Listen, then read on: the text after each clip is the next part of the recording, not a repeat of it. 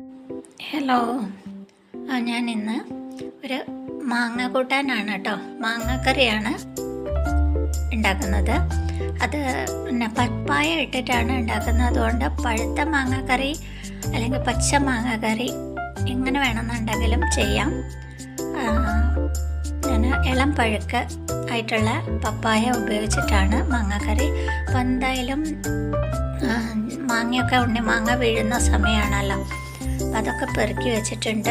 അതിന് പുളി കുറച്ച് കുറവായതുകൊണ്ട് കുറച്ച് ഇരുമ്പിപ്പുളി എന്ന് പറയും, ഇരുമ്പിപ്പുളിയും കുറച്ചും കൂടി 4-5 എണ്ണം ഇരുമ്പിപ്പുളിയും കൂടെ ചേർക്കുന്നുണ്ട്. ആ ഇരുമ്പിപ്പുളി ചേർക്കുന്നത് കറി ഉണ്ടാക്കിയതിന് ശേഷമാണ്. അത് വാങ്ങുന്നതിൻ്റെ 5 മിനിറ്റ് മുന്നെയാണ്, എന്നാലേ ആ പുളി വരുള്ളൂ. ആദ്യം തന്നെ അത് വേവിച്ചാൽ കറിക്ക് പുളി ഉണ്ടാവില്ല. അപ്പോൾ പരിപ്പ് ചേർത്തിട്ട് ഈ പപ്പായ മാങ്ങ ഒക്കെ കൂടെ വേവിക്കുകയാണ്. വേവിച്ച് കഴിഞ്ഞ് സാധാരണ പോലെ തന്നെ തേങ്ങ അരയ്ക്കുകയാണ്.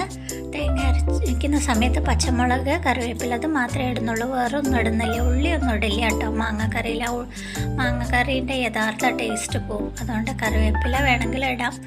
പച്ചമുളക് ഇട്ടിട്ട് നല്ലോണം അരയ്ക്കുന്ന ഒരു പരിപാടി, കുറച്ചൊന്ന് അരച്ചാൽ മതി.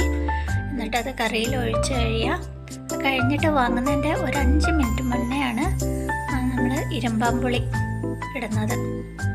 ഒരു നാടൻ കറിയുടെ ടേസ്റ്റാണ്. വേണമെന്നുണ്ടെങ്കിൽ അത് പഴുത്ത പപ്പായ ആണെങ്കിൽ ഒരു പഴുത്ത മാങ്ങ കൂട്ടാൻ്റെ ഒരു ടേസ്റ്റ് ഉണ്ടാവും. വേണമെങ്കിൽ ലാസ്റ്റ് ഒരു ചെറിയൊരു കഷ്ണം ശർക്കര ഇടാം കേട്ടോ.